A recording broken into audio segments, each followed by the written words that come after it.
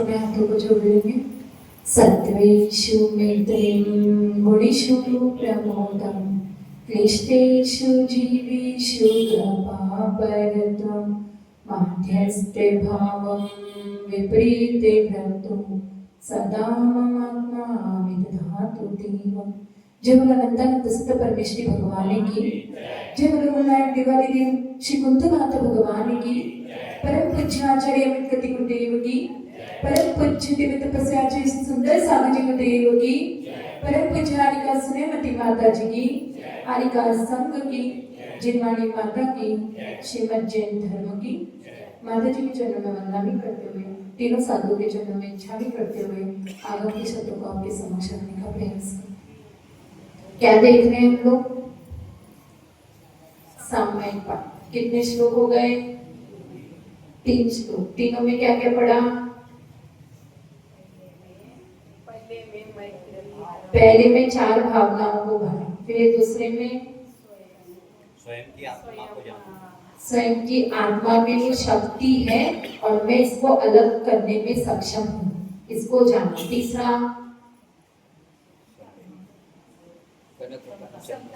हाँ, समता को क्या जाना कि ममता को तजो और समता को भजो।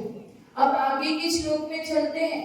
तो अब शिष्य गुरुदेव से पूछ रहा है कि गुरुदेव आपने मुझे बता दिया कि मुझे समता को धारण करना है, लेकिन मैं संसार में रहता हूँ, मैं आसपास में इतने सारे लोगों के साथ रहता हूँ, वहां पर मुझे कहीं पर भी समता देखने को मिलती है क्या? मिलती नहीं है। तो मैं किसके पास जाऊं, किसको अपना समता का आदर्श बनाऊं, जिससे मैं भी समता को अंगीकार कर सकूं। तो आचार्य अमित गति गुरुदेव नेक्स्ट श्लोक में बता रहे हैं कि हमें किसके पास जाके अपना आदर्श किसको बनाना।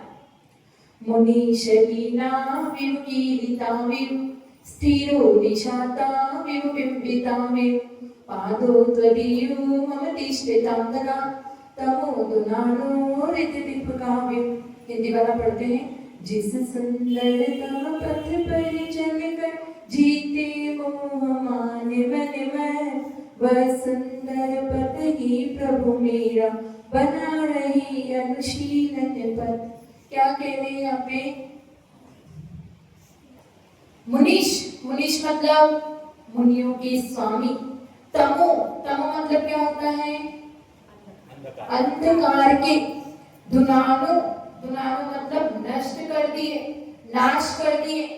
दीप कोई 2 दीपक के समान आपके। पादों तलियो आपके दोनों चरण कमल।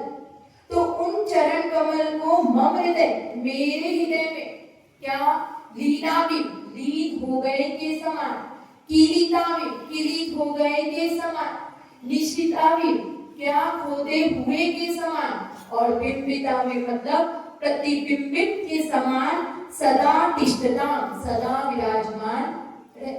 हे भगवान, आपके ये दोनों चरण कमल क्या करते हैं? अंधकार का नाश करते हैं। तो मेरे हृदय में उसी तरह विराजमान रहे जिस तरीके से लीन हो गए हैं, कीलित हो गए हैं, खोदे हुए के समान और प्रतिबिंबित के समान। हम सुबह शाम क्या प्रार्थना करते हैं कि हे भगवान, आपके दोनों चरण कमल मेरे हृदय में रहे और मेरा हृदय आपके दोनों चरण कमलों में रहे। हम सुबह भी जब वो करते हैं प्रातःकालीन वंदना, तब भी ये भावना पाते हैं कि ये भगवान मेरे आपके दोनों चरण कमल मेरे हृदय में रहे और मुझे सुबह शाम आपके दर्शन हो जाए। प्रातः काल की सुबह में भी मुझे आपके दर्शन हो जाए। आपके दर्शन, आपके दोनों चरण कमल क्या है? मुझे पापों से बचाने वाले हैं, इसलिए मेरे हृदय में स्थापित हो जाए। लेकिन कभी किसी को बिठाना होता है तो हमें आसन कैसा चाहिए? अगर कोई सम्मानीय व्यक्ति आपके घर में आया है और आप उसको गंदे सोफे पे, यहाँ पे बच्चे ने अभी लघु शंका वगैरह किए, वहां बैठने बोलोगे तो चलेगा क्या?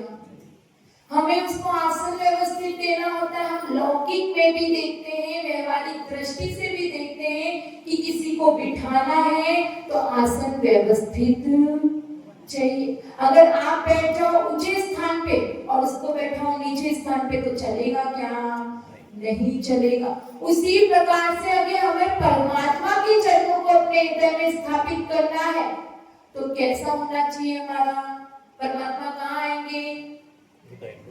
हृदय में आएंगे। कौन से, किसके हृदय में आएंगे? जिसमें सरलता हो, सहजता हो, जो सरल प्रवृत्ति वाला हो, उसके हृदय में आएंगे। ना कि वहां आएंगे जहाँ राग द्वेष रूपी कचरा है, जहाँ कषायों का कचरा है, जहाँ अहंकार है, वहां पर आना पसंद।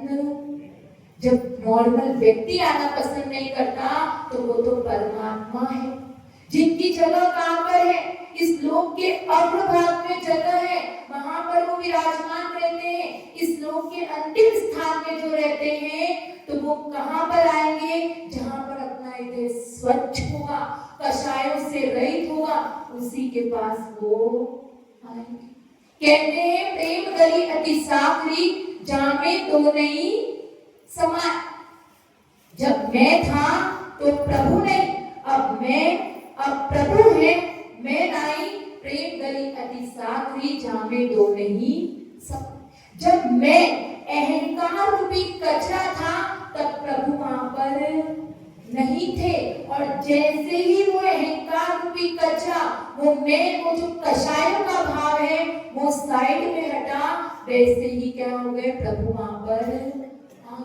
क्योंकि हम लौकिक में भी देखते हैं, जब दो जन बात कर रहे होते हैं, दो जन अपना कुछ शेयर कर रहे होते हैं, वहां पे कोई तीसरा आ जाए तो हमें अच्छा लगता है क्या? हमें बिल्कुल भी अच्छा नहीं लगता है।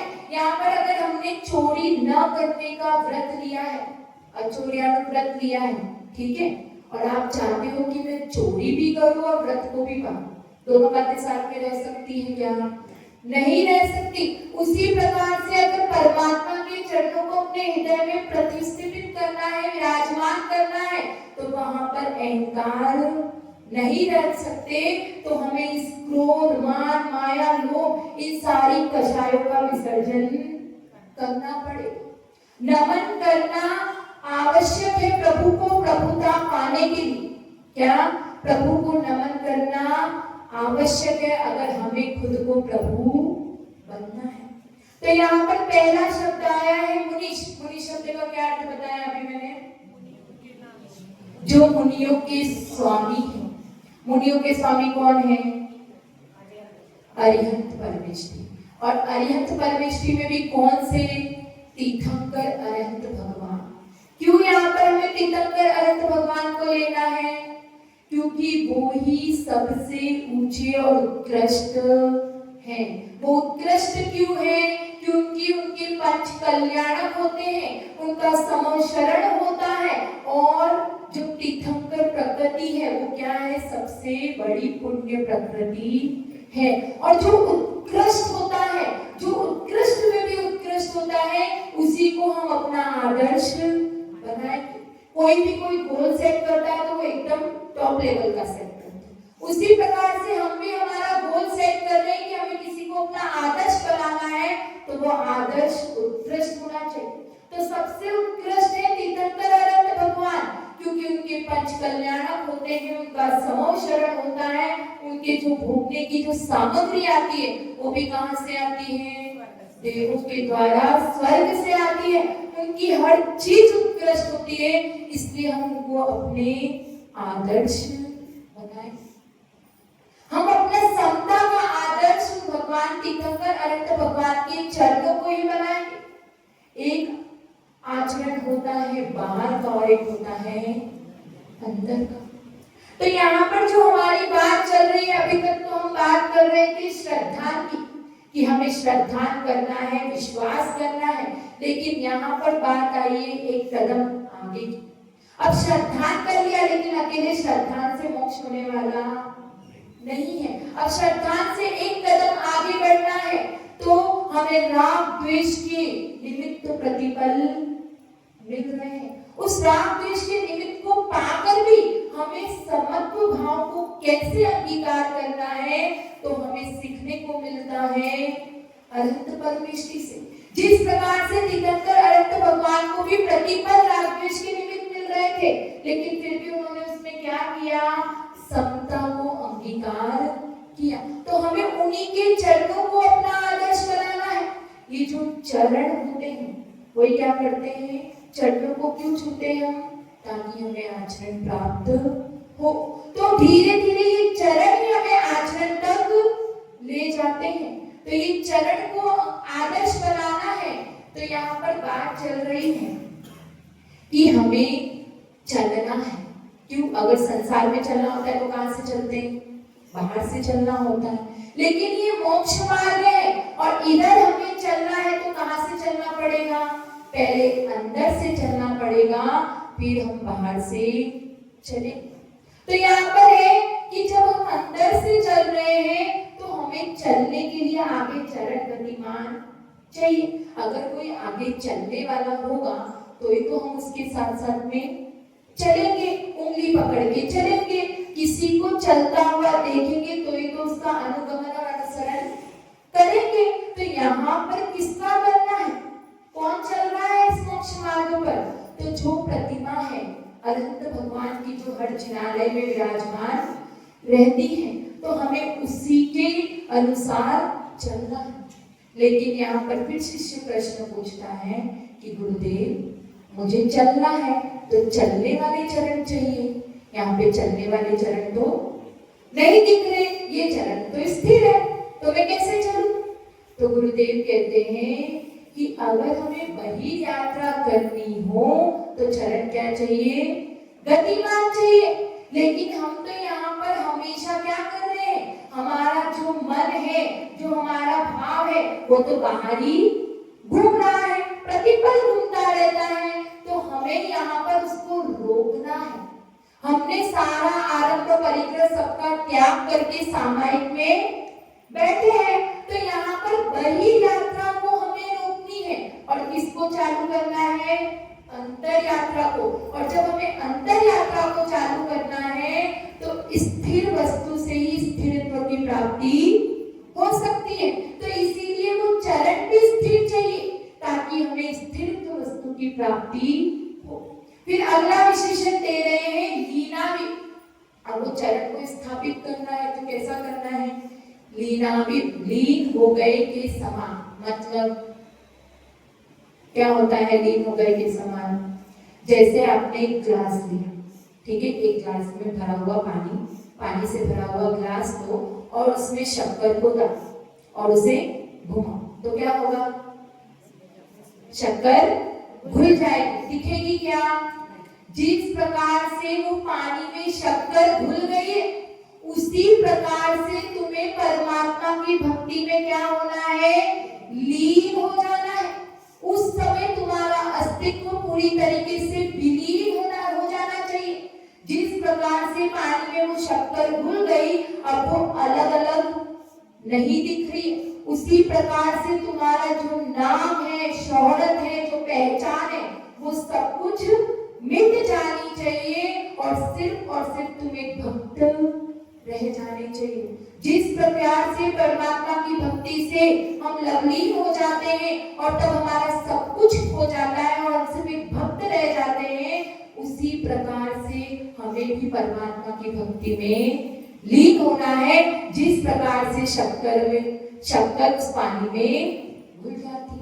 फिर अगला विशेषण दिया है कीलितावि। कीलितावि मतलब कीलित करना। कीलित कैसे, छोटे छोटे बच्चे जो खेलते हैं तो क्या कहते हैं, स्टैचू। तो स्टैचू कहने से क्या होता है, वो वहीं पर स्टॉप हो जाता है, कोई भी मूवमेंट नहीं होता है। उसी प्रकार से परमात्मा के चरणों को अपने हृदय में कीलित करना है। जिस प्रकार से कथा भी आती है अपने रक्षाबंधन की, क्या होता है, क्षीरसागर मुनिराज आहार करके लौट रहे थे तो उन्हें रास्ते में वो दुष्ट 4 मंत्री मिले। कौन से, बलि, नमुची, प्रहलाद और बृहस्पति। ये चारों मंत्री मिले तो उन्होंने उसके साथ में क्या कर लिया, शास्त्रार्थ कर लिया। अब जैसे ही क्षीरसागर मुनिराज वापस गुरु के पास आए और ये सब बताया तो गुरु ने क्या कहा, तुमने तो सब पे बड़ा संकट ला दिया। क्यों, क्योंकि वो तो अज्ञानी थे, मिथ्या दृष्टि थे, तुमने उनके साथ में शास्त्रार्थ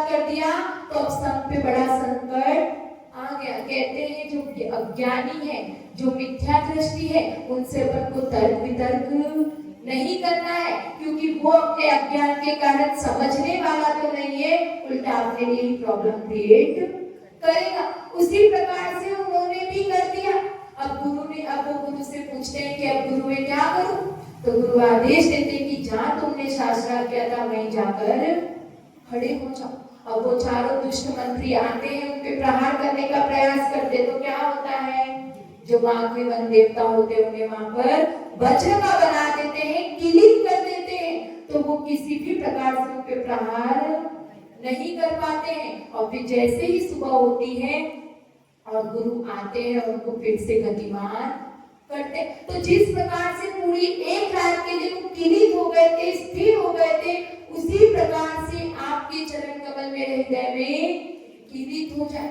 कहते हैं ना, मेहमान बन के मेरे दिल में ना आना, तुम आना इस तरह के फिर लौट के न जाना। मेहमान बन के मेरे दिल में मत आना। कैसे आना? एकदम आना और फिर लौट के कभी भी मत जाना। जब तक मुझे मोक्ष की प्राप्ति ना हो जाए, तब तक आपके चरण कमल मेरे हृदय में विराजमान रहे। फिर अगला विशेषण किया, स्थिर हो। स्थिर हो मतलब स्थित होना। तो यहाँ पर गुरुदेव से प्रश्न पूछता है शिष्य कि गुरुदेव, जब पहले किलित लिख दिया तो अब वापस स्थिर हो लिखने की क्या जरूरत है? किलित में ही हो गया ना कि स्थित होने चाहिए चरण, तो फिर से स्थिर हो क्यों लिखा?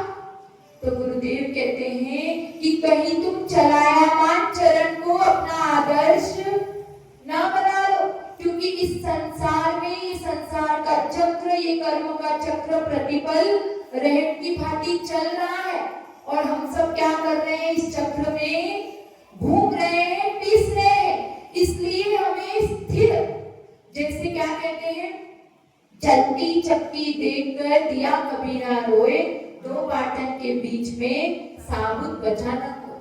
ये संसार का चक्र, कर्म का चक्र प्रतिपल चल रहा है, कर्म आ रहे हैं, हमसे बंध रहे हैं, हमारा बंद हो रहा है, और कंटिन्यू हम इस संसार में परिभ्रमण कर रहे हैं। अगर इन सबको रोकना है, इस चक्र को रोकना है, तो हमें क्या करना पड़ेगा?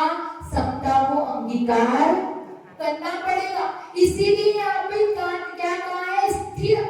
देखो, सबसे पहले अपने शरीर में क्या चलायमान होता है? मन को छोड़कर क्या चलायमान होता है?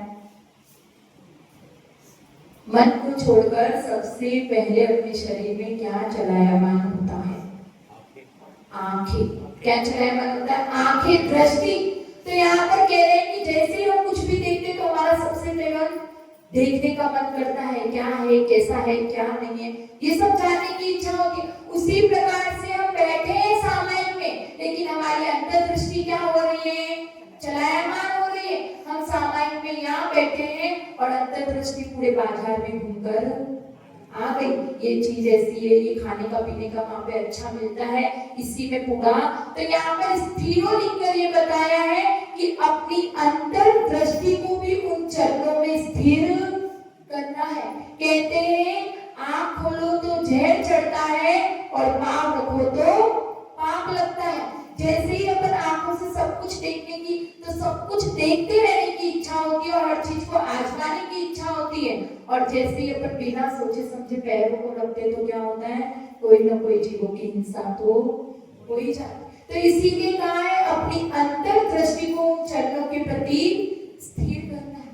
फिर अगला विशेषण दिया है निशातावेग। निशातावेग का मतलब खोदे हुए के समान। जिस प्रकार से आप पुरानी इमारतें देखोगे ना, तो उसमें बहुत सारी ड्राइंग्स और कलाकृतियां बनी रहती हैं। उसमें क्या होता है, कितना भी समय बीत जाए, हजारों साल क्यों ना बीत जाए, लेकिन वो वैसा का वैसा उकेरा हुआ हमें दिखता है। राजुल की प्रतिमा भी वैसी की वैसी हमें दिखती है। तो उसी प्रकार से आपके चरण कमल मेरे हृदय में क्या हो जाए? खोदे हुए के समान हो जाए। कितना भी समय बीत जाए, लेकिन वो वैसे के वैसे रहे। फिर अगला विशेषण दिया है प्रतिबिंबित। प्रतिबिंब के समान। जो प्रतिबिंब पड़ता है, दर्पण जो क्या करता है? राग द्वेष से रहित पदार्थों को झलकाता है। तो उसी प्रकार से मेरा हृदय एकदम स्वच्छ है, अहंकार से रहित है, कषायों से रहित है।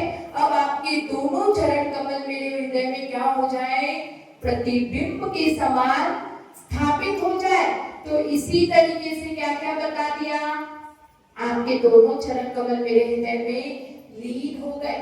जिस तरीके से पानी में शक्कर घुल जाती है, उसी प्रकार आपके दोनों चरण कमल मेरे हृदय में घुल जाए, किलित हो जाए और स्थित हो जाए और खोदे हुए के समान।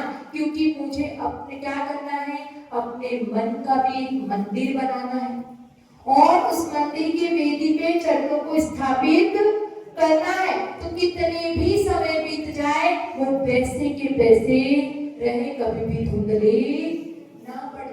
फिर अगला विशेषण दिया है, तमो धुनानो रति दीपकावे। जिस प्रकार से दीपक अंधकार को नष्ट करता है, उसी प्रकार से मैं भी कब से मोह अंधकार में डूबा हुआ हूँ, मुझे स्वयं का भान नहीं रहा है। तो आपके दोनों चरण कमल मेरे हृदय में जैसे ही स्थापित हो जाएंगे, तो जो मोह रूपी अंधकार है उसका भी नाश हो जाएगा। तो यहाँ पे आचार्य गति गुरुदेव ने यही बताया है कि हमें समता को अंगीकार करने के लिए परमात्मा के चरणों को अपना आदर्श बनाना है और उसे इस तरीके से अपने हृदय में स्थापित करना है कि जब तक हमें मोक्ष की प्राप्ति ना हो तब तक वो दोनों चरण कमल हमारे हृदय में विराजमान रहे। जय बोलो आचार्य श्री सुंदर सागर जी गुरुदेव की, परम पूज्य आर्य का स्नेह मति माता जी के।